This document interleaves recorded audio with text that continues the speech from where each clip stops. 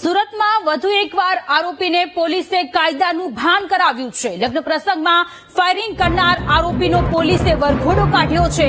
Firing કરનાર ઉમેશ તિવારી ભાજપનો સક્રિય કાર્યકર છે।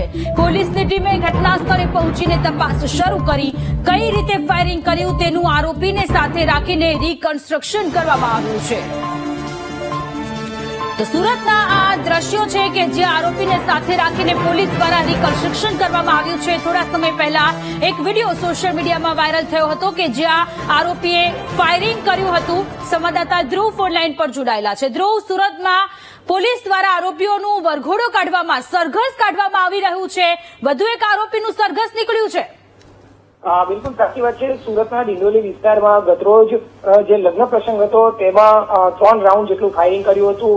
હવામાં પણ ફાયરિંગ કર્યું હતું અને ત્યારબાદ ગનને પોતાની રીતે સરખી રીતે રાખવા ગયો હતો ત્યારે પણ ફાયરિંગ કર્યું હતું અને આ ઘટનામાં 2 જેટલા યુવકો જે છે તે ગંભીર ઇજાગ્રસ્ત પણ પહોંચ્યા હતા, જેને લઈને આ સમગ્ર બાબતનો વિડીયો પણ સોશિયલ મીડિયામાં વાયરલ થયા હતા। સીસીટીવી સમગ્ર ઘટના જે છે તે કેદ થઈ હતી તેના પણ વિડીયો વાયરલ થયા હતા। ત્યારબાદ પોલીસે આ અંગે જે છે તે ગુનો નોંધ્યો હતો અને ગુનો નોંધી પોલીસે હાલ જે ફાયરિંગ કરનાર વ્યક્તિ જે છે, યુવક જે છે ઉમેશ તિવારી, તેની ધરપકડ કરી હતી। જોકે આ સમાચારને લઈને અને આ ઘટનાને લઈને સવારથી જ ભારે ચર્ચાઓ જાગી હતી। ત્યારે પોલીસે હાલ હવે બપોર બાદ જે છે તે ધરપકડ કરાયેલ આરોપીનું સરઘસ કાઢ્યું છે। જી જી, આભાર તમામ વિગતો માટે।